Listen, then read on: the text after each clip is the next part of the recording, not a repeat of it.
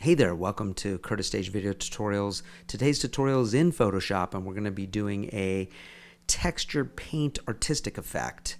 It's going to be really fun. Let's get started. So here's what our image is going to end up looking like. You can see that we have a picture of a model and we have a couple layers of paint splatters, as you'll see, and paintbrush strokes. So let's make a new document. Let's go up to File, New. We're going to do a width of 7 and a height by 5, resolution 300. Background white is fine. Click Create. We've got this plain white document. Awesome. Now we want to bring in our images. I have those images in Canvas if you're in my class at Mission College. We also have those images up on YouTube. They're linked to my website that has our archived images. So I'm going to open up my folder that has this image in it. I'm going to click there and drag that right in. I could do file import as well. And this is a smart object. I'm going to size it just really quickly. I'm going to grab a corner and move this into place kind of where I want it. Hit the check mark up on the top of the options bar.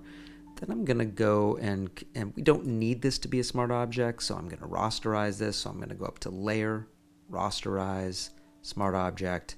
Now it's not a smart object. Perfect. So our next step is we're going to convert this to a black and white image, but we're going to do it in a non-destructive way. So if I go to Layer up top, New Adjustment Layer, black and white. You can see Use Previous Layer as a clipping mask. That means only will apply to this layer. And I can adjust some settings in here, make it more contrasted, less contrasted, things like that. All right.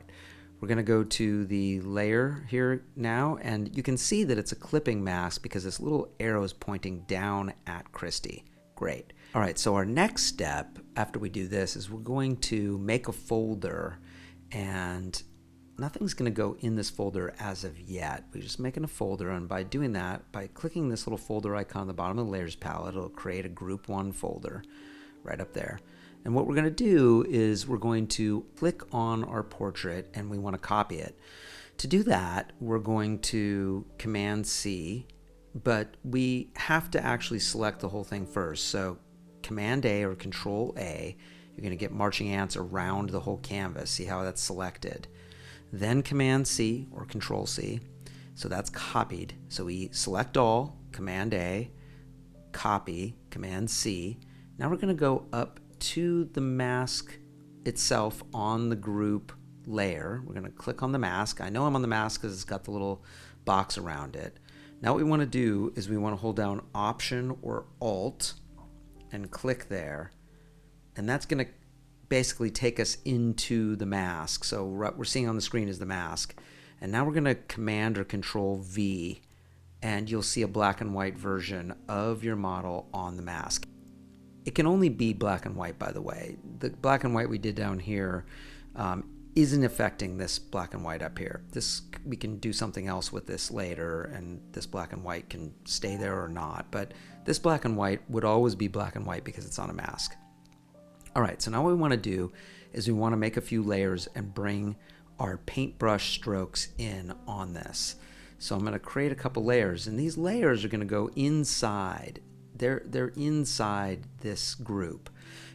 I was clicked on the group when I created those layers. Watch, I'm going to click the little box here down at the bottom to create the layers. Now we've got layers now basically nested inside this folder. And I'm going to open up my folder again and get my paint textures, and I'm just going to grab one of them here and bring it onto this layer right here. You can see it already looks kind of cool. I can size it, whatever. I'm going to hit the check mark. I'm going to leave that as a smart object. That's fine. Now, I want to go back up to group number 1, this thing, and I want to change to multiply. So you can see if I go through the blend modes, different blend modes are going to do different things, right? So I want to go up to multiply on this top one. Okay, so this is looking okay. It's kind of cool looking, but what we want to do is we want to invert this layer mask. It's going to be Command I on a Mac, Control I on a PC, and you can see that it almost turns like a little X-ray, right? this is cool, this is what we want. Now on that group 1, right, on our mask group folder, we're going to then select the blend mode that we want. So I would probably go with something like screen or lighter color or whatever. You'll kind of see how this is working. You could even do something really cool like vivid light or whatever. So this is where the excitement then starts happening. So I want to kind of be in here again. This knocks out any of the darks. So I want to knock out most of them. I could knock out all of them, I guess, right? Or pretty close to all of them. But it's fun to just go through here and just kind of see what this does. So pin light, you can kind of just see. If I go up here, it's not going to really do any good. If I'm up in this area, normal, kind of okay. But I can get in here and kind of see what some of these others do. So color dodge is interesting. Screen is kind of cool. Okay, so now then I can go in here and these things can be blend moded as well. That texture paint can be blended. Let's bring another one in.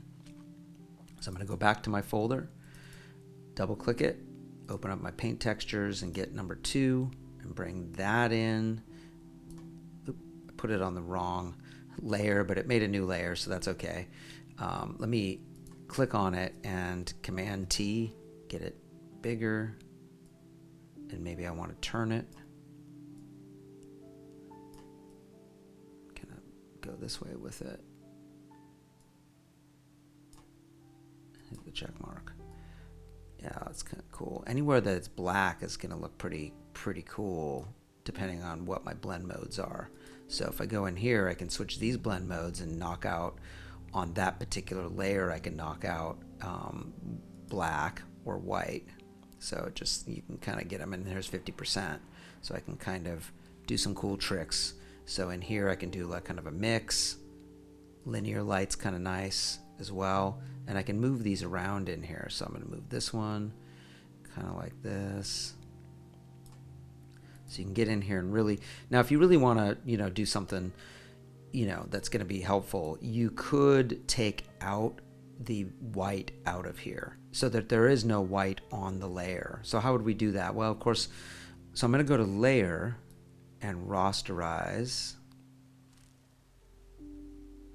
smart object, and I can click on the white with my magic wand tool and get rid of it. It doesn't have to be perfect, but I can go to the magic wand tool and just delete on my keyboard and then Command D, deselect, and I only have the black then. I could do the same thing on this one. It's a smart object. I cannot get rid of the background of white on there if it's a smart object. So I'm going to go to layer, smart objects, rasterize, or there's multiple ways to get there. And then I'm clicked on the layer and I'm going to go to my magic wand tool. I'm going to select somewhere out in the white, and there's delete there, and down here delete, and now did I get that? Yep, I think I got that pretty good there.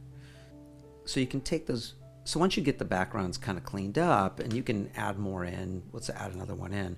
But before we do that, a key step is going to be, we need a white background behind this. So I'm going to go and bring this white background up so it's sandwiched right underneath this. We don't technically need this layer down in here. We could mix it in, but we need this white background somewhere in here. It can go anywhere in here, but it can't go below the picture of her. So we need the white background right there.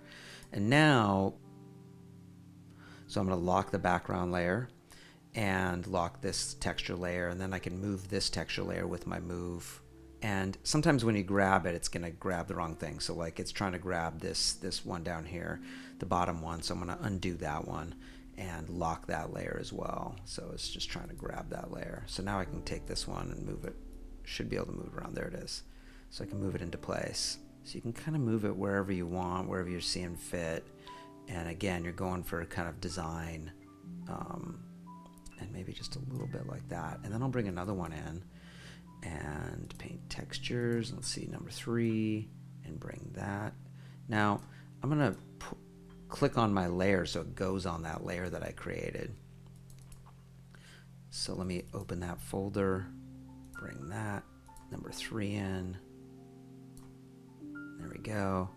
And make that bigger if I need to. Hit the check mark. And I can put it up to the top too. And the thing about it is I can have blend mode on this one. So I can go to darken, vivid light, difference. You can kind of mess around with the different blend modes. So again, you're looking for textures here, but you don't want to really hide her, right? So maybe something like this, kind of cool.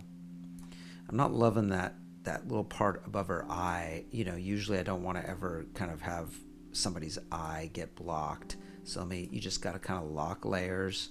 So I'm going to lock this layer. I think it's this middle one. So I'm going to lock this layer, and now I can move this. Yeah, it was that middle one. So I want to move that kind of up here, maybe. Just get it just so it's missing her eye.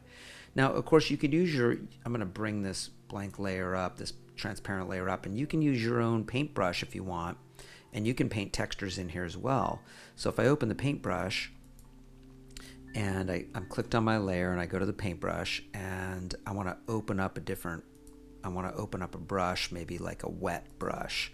So I'll click this area down in here. You can see my folders. If you don't see it as a list like this, you can go to that gear up here, and you can see it. You can kind of change all of your settings right in here. So you can have brush name, brush tip, brush stroke. You should see these folders like this, and then when you open it up, you should see the brush tip and the name of it. So I may go in here and see what. Now the key with this, I'm going to open this bigger, is you can't use any brushes for this demo with the little paint drip in it. So I'm going to explain that in a future demo, and you can't use anything with this finger in here. It's got to be a regular paintbrush right there. It's got to be a regular paintbrush. So it can't be any of those other ones. So let me see what else we've got too, just to kind of look. So we've got this chunky charcoal. Let me try that one. See, it's a regular paintbrush there. You got to really look at that because that's telling you what kind of brush you can use. Minimize this. And then I can make this brush bigger by my bracket tools on my keyboard, and I want to paint it white. So I'm going to go and click down here on my toolbar, and that defaults black and white, and that will flip it black and white. And now I can paint in here and paint my own texture, right? So you can add that. And you can also get your eraser, and you can erase into that and whatever you want. So I want you to get creative on this. That wasn't that great of an eraser. Let me go find a cool eraser. So let's see what one. Here we go. Kyle's eraser, natural edge. And then I can make this brush bigger using my brackets. And I can get in there and erase in there. So you can kind of do clicks, right? So something like that. Pretty cool. Okay, so that is our tutorial in Photoshop on paint textures in a composite image. We'll see you soon.